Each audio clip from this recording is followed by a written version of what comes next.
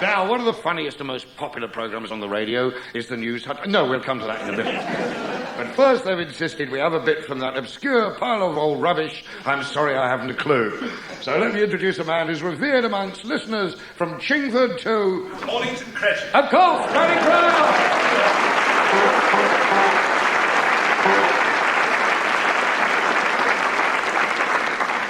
Thank you, Roy. Roy Hudd, a comedian who will be remembered when Max Miller is forgotten.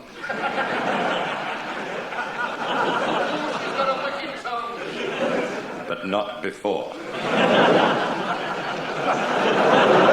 Good evening. It's not only a great pleasure to be here tonight, it's rather inconvenient.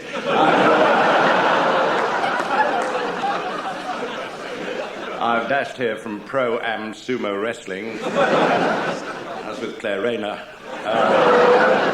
She won by 2 falls and a heart-to-heart. Looking back, I'm sorry I haven't a clue. I can't remember the year when it began, but we were all very worried about Chamberlain. I've been writing one-liners for the first series of In the Psychiatrist's Chair with Sigmund Freud, and I was asked to join, I'm sorry I haven't a clue, by the then producer, the legendary Kevin, surely it's not my round, Bainbridge. Great character. He had pictures of himself plastered all over his office, and 1 or 2 of him sober, actually. I was thrilled to meet my new colleagues, Tommy Handley, Nancy Lady Astor, and Sir Oswald Mosley. I've never forgotten, we couldn't believe it when Lord Reith popped his head round the door on a stick. To be honest, the first programme wasn't a success, mainly due to the air raid warning going during Mornington Crescent. I can still recall Nancy Astor declaiming her famous line, "A sandbag." And then we heard the sound of a doodlebug. This later turned out to be the sound of T. Lawrence going past the studio on his motorbike, but by then it was too late.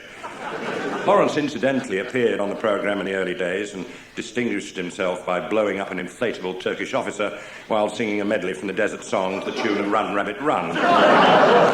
He smoked Camels, I remember. I digress. Colin Sell and I are here to represent this grand old show, as our colleagues are unable to be with us. Tim Brooke-Taylor has a prior engagement, wrestling, at a coffee evening in Buxton, under the name Kenko Nagasaki. Dr. Graham Garden is operating on Lloyd Grossman's bowels. Willie Rushton's recording an aftershave commercial, and Humphrey Littleton is doing a gig at Windsor Castle before the royal family break up for the winter. That leaves me and Colin, sort of do-it-yourself kit, and the widow, or Western Brothers. Stand up if you remember the Western Brothers. Come to think of it, if you can remember the Western Brothers, you can't stand up.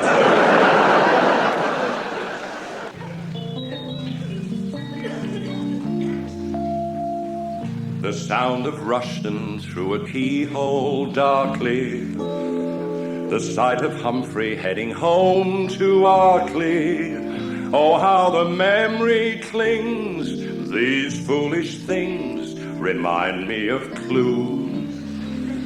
The night I had 12 pints of foaming Halston, then woke quite near an abattoir in Dalston, and wearing water wings, these foolish things remind me of Clue. Such fun when one recalls, because I remember a fan called Roz, and I remember when Jimmy Young was. Brooke-Taylor rhyming in an ad-lib poem, Graham Garden gargling gaily home sweet home, and Colin's old G-strings, these foolish things remind me of Clue.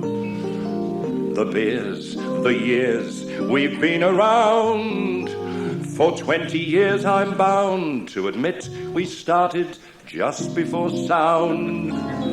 So onward gaily to the next millennium, I feel about as old as Morris Denham.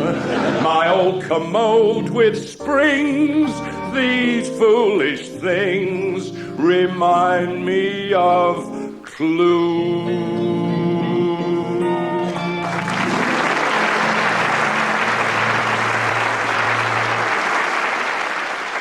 Pryor and Colin Sell, or as they used to be, Pearl Carr and Teddy Johnson, ladies and gentlemen.